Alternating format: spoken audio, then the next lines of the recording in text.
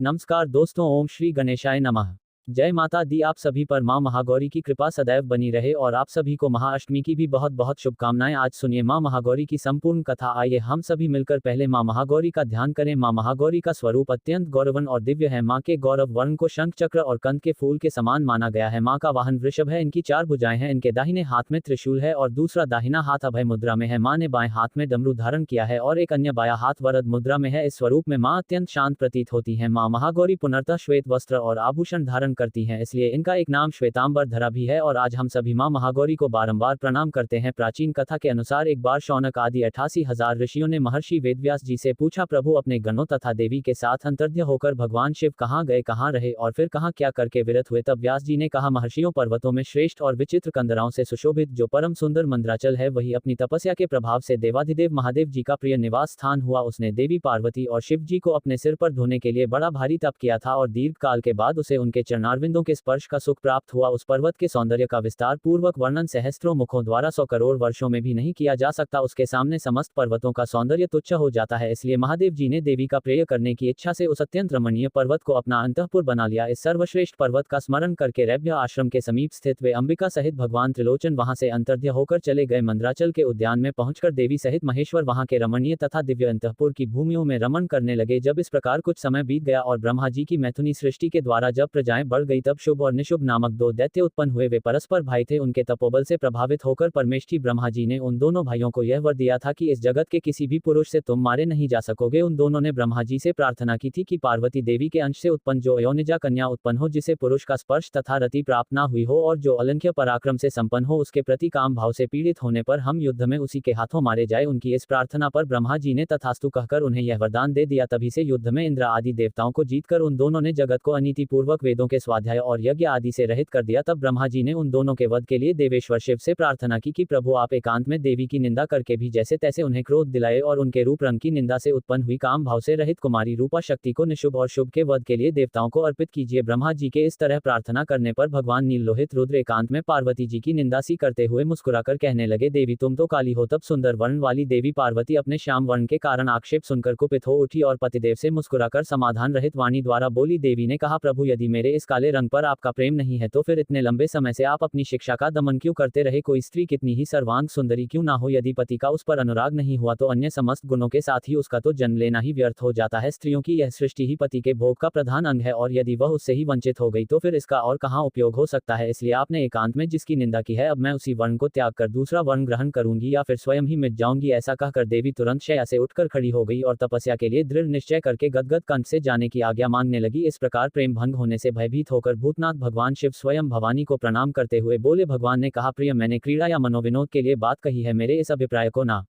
जानकर तुम कुपित क्यों हो गई। और यदि तुम पर मेरा प्रेम नहीं होगा तो फिर भला और किस पर हो सकता है। तुम इस जगत की माता हो और मैं पिता तथा अधिपति हूँ, फिर तुम पर मेरा प्रेम ना होना कैसे संभव हो सकता है। हम दोनों का यह प्रेम भी क्या कामदेव की प्रेरणा से हुआ है? कदापि नहीं, क्योंकि कामदेव की उत्पत्ति से पहले ही तो जगत की उत्पत्ति हुई है। कामदेव की सृष्टि तो मैंने साधारण लोगों की रति के लिए की है। कामदेव मुझे साधारण देवता के समान मानकर मेरा कुछ कुछ तिरस्कार करने लगा था, इसीलिए मैंने उसे भस्म कर दिया। और हम दोनों का यह लीला विहार भी तो जगत की रक्षा के लिए ही है और उसी के लिए आज मैंने तुम्हारे प्रति यह परिहास युक्त बात कह दी थी। मेरे इस कथन की सत्यता तुम पर शीघ्र ही प्रकट हो जाएगी। देवी तब देवी पार्वती जी ने कहा, भगवान पति के प्यार से वंचित होने पर जो नारी अपने प्राणों का भी परित्याग नहीं कर देती, वह कुलांगना और शुभ लक्षणा होने पर भी सत्पुरुषों द्वारा निंदित ही समझी जाती है। मेरा शरीर गौरव वर्ण का नहीं है और इस बात को लेकर आपको बहुत खेद होता है ना। अन्यथा क्रीड़ा या परिहास में भी आपके द्वारा मुझे काली कलूटी कहा जाना कैसे संभव हो सकता था। प्रभु मेरा कालापन आपको प्रिय नहीं है, अब इसलिए वह सत्पुरुषों द्वारा भी निंदित है और अब तपस्या द्वारा इसका त्याग किए बिना मैं यहाँ रह ही नहीं सकती। देवी की बात सुनकर भगवान शिव बोले, यदि अपनी श्यामता को लेकर तुम्हें इस प्रकार का संताप हो रहा है तो फिर इसके लिए तुम्हें तपस्या करने की आवश्यकता ही क्या है। तुम मेरी या फिर अपनी इच्छा मात्र से ही दूसरे वर्ण से युक्त हो जाओ। देवी ने कहा, प्रभु मैं आपसे अपने रंग का परिवर्तन बिल्कुल नहीं चाहती और स्वयं भी इसे बदलने का संकल्प नहीं कर सकती। अब तो तपस्या द्वारा ब्रह्मा जी की आराधना करके ही मैं शीघ्र गौरी हो जाऊंगी। शिव जी बोले, महादेवी पूर्व काल में मेरी ही कृपा से ब्रह्मा जी को ब्रह्म पद की प्राप्ति हुई थी, इसलिए तपस्या द्वारा तुम उन्हें बुलाकर क्या करोगी। देवी ने कहा, प्रभु इसमें संदेह नहीं कि ब्रह्मा आदि समस्त देवताओं को आपसे ही उत्तम पदों की प्राप्ति हुई है, फिर भी आपकी आज्ञा पाकर मैं तपस्या द्वारा ब्रह्मा जी की ही आराधना करके अपना अभीष्ट सिद्ध करना चाहती हूँ। पूर्व काल में जब मैं सती के नाम से दक्ष की पुत्री हुई थी तब तपस्या द्वारा ही मैंने आप जगदीश्वर को पति के रूप में प्राप्त किया था। इसी प्रकार आज भी तपस्या द्वारा ब्राह्मण ब्रह्मा जी को संतुष्ट करके मैं गौरी होना चाहती हूँ। ऐसा करने में यहाँ क्या दोष है, यह बताए। महादेव जी के ऐसा कहने पर वामदेव मुस्कुराते हुए से चुप रह गए। देवताओं का कार्य सिद्ध करने की इच्छा से ही तो उन्होंने देवी को रोकने के लिए फिर हट भी नहीं किया। इसके बाद पतिव्रता माता पार्वती जी अपने पति की परिक्रमा करके उनके वियोग से होने वाले दुख को किसी तरह रोककर हिमालय पर्वत पर चली गई। उन्होंने पहले सखियों के साथ जिस स्थान पर तप किया था उस स्थान से उनका प्रेम हो गया था, इसलिए अब की बार भी उन्होंने उसी स्थान को तपस्या के लिए चुना। इसके बाद माता पिता के घर जाकर उनका दर्शन और प्रणाम करके उन्हें सब समाचार बताकर उनकी आज्ञा लेकर उन्होंने सारे वस्त्र आभूषण उतार दिए और फिर तपोवन में जाकर स्नान के पश्चात तपस्वी का परम पावन वेश धारण करके अत्यंत तीव्र और परम दुष्कर तपस्या करने का संकल्प ले लिया। वे मन ही मन सदापति के ही चरणारविंदों का चिंतन करती हुई किसी क्षणिक लिंग में उन्हीं का ध्यान करके पूजन की बाह्य विधि के अनुसार जंगल के फल फूल आदि उपकरणों द्वारा तीनों समय उनका पूजन करती थी। भगवान शंकर ही ब्रह्मा का रूप धारण करके मेरी तपस्या का फल मुझे देंगे, ऐसा दृढ़ विश्वास रखकर वे प्रतिदिन तपस्या में लगी रहती थी। इस तरह तपस्या करते करते जब बहुत समय बीत गया तब एक दिन उनके पास कोई बहुत बड़ा व्याघ्र देखा गया। वह दुष्ट भाव से वहां आया था। पार्वती जी के निकट आते ही उस दुरात्मा का शरीर जड़वत हो गया और वह उनके समीप चित्रलिखित सा दिखाई देने लगा। दुष्ट भाव से पास आए हुए उस व्याघ्र को देखकर भी देवी साधारण नारी की भांति स्वभाव से विचलित नहीं हुई। वे बिल्कुल भी भयभीत नहीं हुई और उस व्याघ्र के सारे अंग जकड़ गए। वह भूख से अत्यंत पीड़ित हो रहा था और यह सोचकर कि यही मेरा भोजन है वह निरंतर टकटकी लगाकर देवी को ही देख रहा था। देवी के सामने खड़ा खड़ा वह उनकी उपासना सी करने लगा। इधर देवी के हृदय में सदा यही भाव आता था कि यह व्याघ्र मेरा ही उपासक है, दुष्ट वन जंतुओं से मेरी रक्षा करने आया है। यह सोचकर वे उस दुरात्मा जीव पर कृपा करने लगी और उन्हीं की कृपा से उस जीव के तीनों प्रकार के मल तत्काल नष्ट हो गए। फिर तो उस व्याघ्र को सहसा देवी के स्वरूप का बोध हो गया। अब उसकी भूख मिट गई और उसके अंगों की जड़ता भी दूर हो गई, साथ ही उसकी जन्मसिद्ध दुष्टता भी नष्ट हो गई और निरंतर तृप्ति बनी रहने लगी। उस समय उत्कृष्ट रूप से अपनी कृतार्थता का अनुभव करके वह तत्काल भक्त हो गया और उन परमेश्वरी देवी की सेवा करने लगा। अब वह अन्य दुष्ट जंतुओं को खदेड़ता हुआ तपोवन में विचरने लगा। अब वह किसी भी जीव को मारकर नहीं खाता था। इधर देवी की तपस्या बड़ी और तीव्र से तीव्रतर होती चली गई। देवता शुंभा आदि दैत्यों के दुराग्रह से दुखी होकर ब्रह्मा जी की शरण में गए। उन्होंने शत्रु पीड़ा जनित अपने दुख को उनसे निवेदन किया। शुभ और निशुभ वरदान पाने के घमंड से देवताओं को जैसे जैसे दुख देते थे वह सब सुनकर ब्रह्मा जी को उन पर बड़ी दया आई। उन्होंने दैत्य वध के लिए भगवान शंकर के साथ हुई वार्तालाप का स्मरण करके देवताओं के साथ देवी के तपोवन को प्रस्थान किया। जहां पर देवी तपस्या में लीन थी वहां सुरश्रेष्ठ ब्रह्मा जी ने उत्तम वन में परिनिष्ठित परमेश्वरी पार्वती जी को देखा। वे संपूर्ण जगत की प्रतिष्ठा सी जान पड़ती थी। अपने श्रीहरि के तथा रुद्रदेव के भी जन्मदाता पिता महामहेश्वर की भार्या आर्या जगत माता गिरिराज नंदनी पार्वती जी को ब्रह्मा जी ने प्रणाम किया। देवगणों के साथ ब्रह्मा जी को आया देखवी ने उनके योग्य अर्घ देकर स्वागत आदि के द्वारा उनका सत्कार किया। बदले में उनका भी सत्कार और अभिनंदन करके ब्रह्मा जी अनजान की तरह देवी की तपस्या का कारण पूछने लगे। ब्रह्मा जी तो सब कुछ जानते थे। तब ब्रह्मा जी कहने लगे, देवी इस तीव्र तपस्या के द्वारा आप यहाँ के सभीष्ट मनोरथ की सिद्धि करना चाहती हैं। तपस्या के संपूर्ण फलों की सिद्धि तो आपके ही अधीन है। जो समस्त लोकों के स्वामी हैं उन्हीं परमेश्वर को पति रूप में पाकर आपने तो तपस्या का संपूर्ण फल प्राप्त कर लिया है, अथवा यह सारा ही क्रियाकलाप आपका लीलावास है। परंतु देवी आश्चर्य की बात तो यह है कि आप इतने दिनों से महादेव जी के विरह का कष्ट कैसे सह रही हैं। देवी ने कहा, ब्राह्मण जब सृष्टि के आदिकाल में महादेव जी से आपकी उत्पत्ति सुनी जाती है तब समस्त प्रजाओं में प्रथम होने के कारण आप मेरे ज्येष्ठ पुत्र होते हैं और फिर जब प्रजा की वृद्धि के लिए आपके ललाट से भगवान शिव का प्रादुर्भाव हुआ तब आप मेरे पति के पिता और मेरे ससुर होने के कारण गुरुजनों की कोठी में आ जाते हैं। और जब मैं यह सोचती हूँ कि स्वयं मेरे पिता गिरिराज हिमालय आपके पुत्र हैं तब आप मेरे साक्षात पितामह लगते हैं। लोक पितामह इस तरह आप लोक यात्रा के विधाता हैं। अंतःपुर में पति के साथ जो वृतांत घटित हुआ है उसे मैं आपके सामने कैसे कह सकूंगी, इसलिए यहाँ बहुत कहने से क्या लाभ है। ब्रह्मा जी, मेरे शरीर में जो यह कालापन है इसे सात्विक विधि से त्याग कर मैं गौरवर्णा होना चाहती हूँ। ब्रह्मा जी बोले, देवी इतने ही प्रयोजन के लिए आपने ऐसा कठोर तप क्यों किया? क्या इसके लिए आपकी इच्छा मात्र ही पर्याप्त नहीं थी या फिर यह भी आपकी कोई लीला ही है? जगन माता, आपकी लीला भी तो लोकहित के लिए ही होती है, इसलिए आप इसके द्वारा मेरे एक अभीष्ट फल की सिद्धि कर दीजिए। निशुभ और शुभ नामक दो दैत्य हैं, उनको मैंने वर दे रखा है। इससे उनका घमंड बहुत बढ़ गया है और वे देवताओं को सता रहे हैं। उन दोनों को आपके ही हाथों मारे जाने का वरदान मुझसे प्राप्त हुआ है, इसलिए अब विलंब करने से कोई लाभ नहीं। आप क्षण भर के लिए सुस्थिर हो जाए, आपके द्वारा जो शक्ति रची या छोड़ी जाएगी वही उन दोनों के लिए काल हो जाएगी। ब्रह्मा जी के इस प्रकार प्रार्थना करने पर गिरिराज कुमारी देवी पार्वती सहसा अपनी काली त्वचा के आवरण को उतारकर गौर वर्णा हो गई। त्वचावा कोश अर्थात काली त्वचा में आवरण रूप से त्यागी गई। जो उनकी शक्ति थी उसका नाम कौशिकी हुआ। वह काले मेघ के समान कांत वाली कृष्ण वर्णा कन्या हो गई। देवी की वह मायमी शक्ति ही योग निद्रा और वैष्णवी कहलाती है। उसके 8 बड़ी बड़ी भुजाएं थी। उसने उन हाथों में शंख चक्र और त्रिशूल आदि आयुध धारण कर रखे थे। उस देवी के 3 रूप हैं, सौम्य, घोर और मिश्र। वह 3 नेत्रों से युक्त थी। उसने मस्तक पर अर्धचंद्र का मुकुट धारण कर रखा था। उसे पुरुष का स्पर्श तथा रति का योग प्राप्त नहीं था और वह अत्यंत सुंदरी थी। देवी ने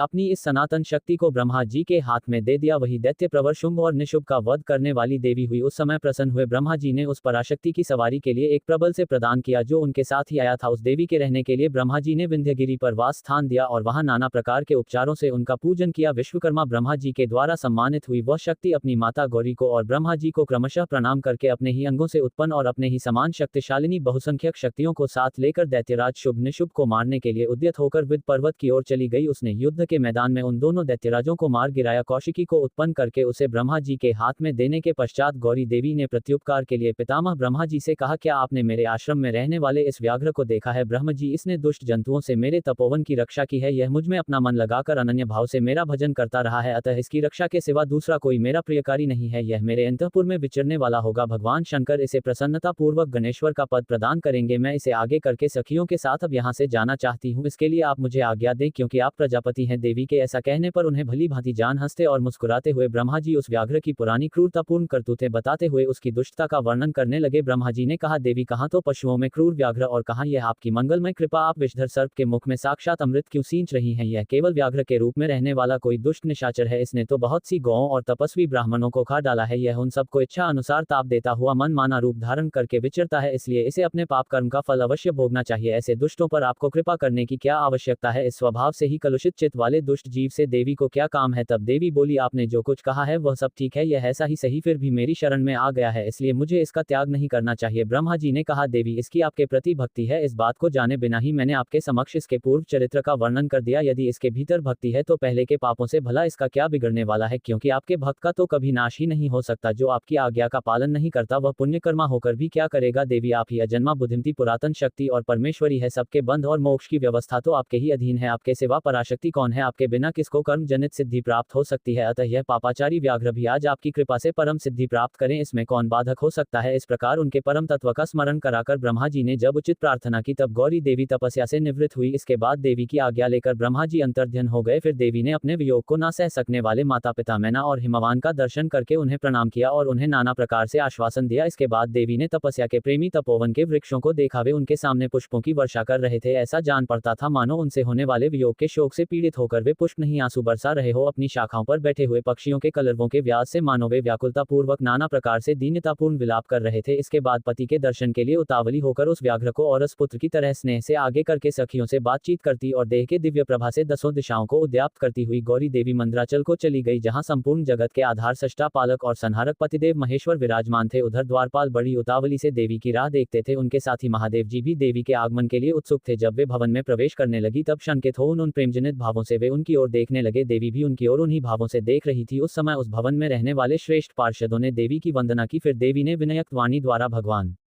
त्रिलोचन को प्रणाम किया। वे प्रणाम करके अभी उठने भी नहीं पाई थी कि परमेश्वर ने उन्हें दोनों हाथों से पकड़कर बड़े आनंद के साथ हृदय से लगा लिया। फिर मुस्कुराते हुए वे एकटक नेत्रों से उनके मुखचंद्र की सुधा का पान सा करने लगे। फिर उनसे बातचीत करने के लिए उन्होंने पहले अपनी ओर से वार्ता आरंभ की। देवाधिदेव महादेव जी बोले, सर्वांग सुंदरी प्रिय, क्या तुम्हारी वह मनोदशा दूर हो गई जिसके रहते तुम्हारे क्रोध के कारण मुझे अनुनय विनय तक का भी कोई उपाय नहीं सूझता था? यदि साधारण लोगों की भांति हम दोनों में भी एक दूसरे के अप्रिय का कारण विद्यमान है तब तो इस चराचर जगत का नाश हुआ ही समझना चाहिए। मैं अग्नि के मस्तक पर स्थित हूँ और तुम सोम के, हम दोनों से ही यह अग्नि सोमात्मक जगत प्रतिष्ठित है। जगत के हित के लिए स्वेच्छा से शरीर धारण करके विचरने वाले हम दोनों के वियोग में यह जगत तो निराधार हो जाएगा। इसमें शस्त्र और युक्ति से निश्चित किया हुआ दूसरा हेतु भी है। यह स्थावर जंगम रूप जगत वाणी और अर्थमय ही है। तुम साक्षात वाणी में अमृत हो और मैं अर्थमय परम उत्तम अमृत हूँ। यह दोनों अमृत एक दूसरे से विलग कैसे हो सकते हैं? तुम मेरे स्वरूप का बोध कराने वाली विद्या हो और मैं तुम्हारे दिए हुए विश्वासपूर्ण बोध से जानने योग्य परमात्मा हूँ। हम दोनों क्रमशः विद्यात्मा और वैद्यात्मा है, फिर हम में वियोग होना कैसे संभव है? मैं अपने प्रयत्न से जगत की सृष्टि और संहार नहीं करता, एकमात्र आज्ञा से ही सबकी सृष्टि और संहार उपलब्ध होते हैं और जब तक यह आज्ञा मुझे प्राप्त नहीं हो जाती मेरे लिए सब कुछ असंभव है। और देवी, यह अत्यंत गौरवपूर्ण आज्ञा तुम ही तो हो। ऐश्वर्य का एकमात्र सार आज्ञा है, क्योंकि वही स्वतंत्रता का लक्षण है और आत्मा से व्यक्त होने पर मेरा ऐश्वर्य भला कैसे होगा? हम लोगों का एक दूसरे से विलक होना असंभव है। देवी, देवताओं के कार्य की सिद्धि के उद्देश्य से ही मैंने उस समय उस दिन लीलापूर्वक व्यंग वचन कहा था। और देवी, तुम्हें भी तो सब कुछ पता था, तुम तो अनजान नहीं थी, फिर भला तुम कुपित कैसे हो गई? इसीलिए यही कहना पड़ता है कि तुमने मुझ पर जो क्रोध किया था वह त्रिलोकी कौशिकी की रक्षा के लिए ही था, क्योंकि तुम में ऐसी कोई बात नहीं है जो जगत के प्राणियों का अनर्थ करने वाली हो। इस प्रकार प्रिय वचन बोलने वाले साक्षात परमेश्वर शिव के प्रति श्रृंगार रस के सारभूत भावों की प्राकृतिक जन्मभूमि देवी पार्वती अपने पति की कही हुई यह मनोहर बात सुनकर, इसे सत्य जानकर मुस्कुराकर रह गई। लज्जावश वे कुछ कह ही नहीं सकी, केवल कौशिकी के यश का वर्णन छोड़कर और कुछ भी उन्होंने नहीं कहा। देवी ने कौशिकी के विषय में जो कुछ कहा अब उसका वर्णन करते हैं। देवी बोली, भगवान, मैंने जिस कौशिकी की सृष्टि की है उसे क्या आपने नहीं देखा? वैसी कन्या ना तो इस लोक में हुई है और ना ही कभी होंगी। ऐसा कहकर देवी ने उसके विंध्य पर्वत पर निवास करने और युद्ध के मैदान में शुभ और निशुभ का वध करके उन पर विजय पाने का प्रसंग सुनाकर उसके बल पराक्रम का वर्णन महादेव जी के सम्मुख कहा। इसके साथ यह भी बताया कि वह उपासना करने वाले लोगों को सदा प्रत्यक्ष फल देती हैं तथा निरंतर लोगों की रक्षा करती रहती हैं। प्रभु, इस विषय में ब्रह्मा जी ही आपको आवश्यक बातें बताएंगे। उस समय इस प्रकार बातचीत करती हुई देवी की आज्ञा से ही एक सखी ने उस व्याघ्र को लाकर उनके सामने खड़ा कर दिया। उसे देखकर देवी कहने लगी, देव, यह व्याघ्र मैं आपके लिए भेंट स्वरूप लाई हूँ, आप इसे देखिए। इसके समान मेरा उपासक दूसरा कोई नहीं है। इसने तो दुष्ट जंतुओं के समूह से मेरे तपोवन की रक्षा की थी। यह मेरा अनन्य भक्त है। इसने जिस प्रकार मेरी रक्षा की, अब यह मेरा विश्वास पात्र बन गया है। मेरी प्रसन्नता के लिए देखिए प्रभु, यह अपना क्षेत्र छोड़कर यहाँ आ गया है। महेश्वर, यदि मेरे आने से आपको प्रसन्नता हुई है और यदि आप मुझसे अत्यंत प्रेम करते हैं तो मैं चाहती हूँ कि यह नंदी की आज्ञा से मेरे अंतःपुर के द्वार पर अन्य रक्षकों के साथ उन्हीं के चिन्ह धारण करके सदा स्थित रहे। तब देवी के इस प्रकार मधुर और अंततोगत व प्रेम बढ़ाने वाले शुभ वचनों को सुनकर महादेव जी कहने लगे, देवी, मैं अत्यंत प्रसन्न हूँ। फिर तो वह व्याघ्र उसी क्षण लचकती हुई स्वर्ण जटित बेत की छड़ी, रत्नों से जटित विचित्र कवच, सर्प की सी आकृति वाली छुरी और रक्षकोजित वेश धारण किए गणाध्यक्ष के पद पर प्रतिष्ठित दिखाई दिया। उसने उमा सहित महादेव और नंदी को आनंदित किया था, इसलिए सोम नंदी नाम से